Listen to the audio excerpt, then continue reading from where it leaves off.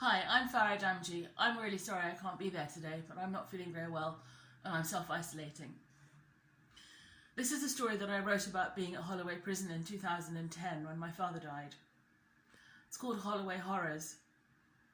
I was told about my father's death when I was at HMP Holloway. I remember being called out of the art class where Harriet was teaching and being taken to a senior officers pod. When I was in the room, they put my mother on the phone from South Africa. I remember the room spinning. It was as if I was suddenly underwater. Everything felt removed. My knees gave way and I fell straight into the chair that the officer had put behind me. I remember I couldn't speak. I just couldn't believe it. The officer just put her arms around me and I dissolved into the empty space in my life that he just left behind. The kindness of the staff has always stayed with me. Although I was not a practicing Muslim, the Muslim chaplain came and prayed with me every day. Officers on the landing checked in on me. The resettlement governor, AD, pulled out every stop to get me out and safe to deal with my trauma and my pain. I was given early home detention curfew and allowed to go home. Grief overcame me. He was only 70, so young, and losing him was like losing a limb, a substantial part of who I am.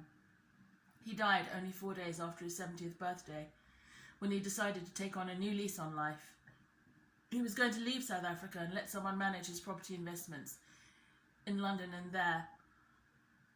And he was going to move to the Seychelles. It was like a second life was calling for him. He was free of people leaning on him. He decided it was time for himself. I remember he sounded hopeful when I rang him from the prison phone. Staff always made sure that operationally things ran properly. Women who needed the foreign national phone cards got them on time every week. The door to the wing office was always open. The staff were properly trained and decent. They treated us with dignity and patience. I remember being able to open up for the first time ever about the pain and the shame of the trial with a forensic psychologist sitting on a bench in the rose garden. As frighteningly ugly and awful as the physical environment was, and it was, there were cockroaches and rats everywhere. We'd hear them in the walls. The place was a kind of sanctuary for women who needed respite from society.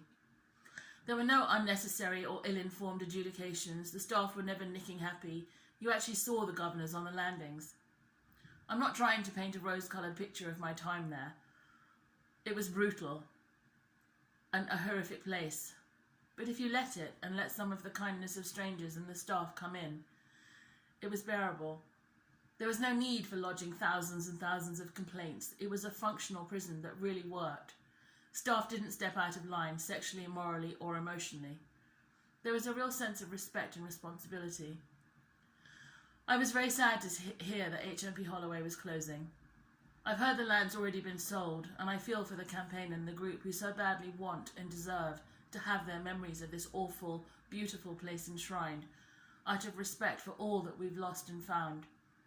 I hope and pray that this shameless government will give us at least something back of ourselves for all the years lost and all the lives taken, for all the friendships nurtured and all the creativity.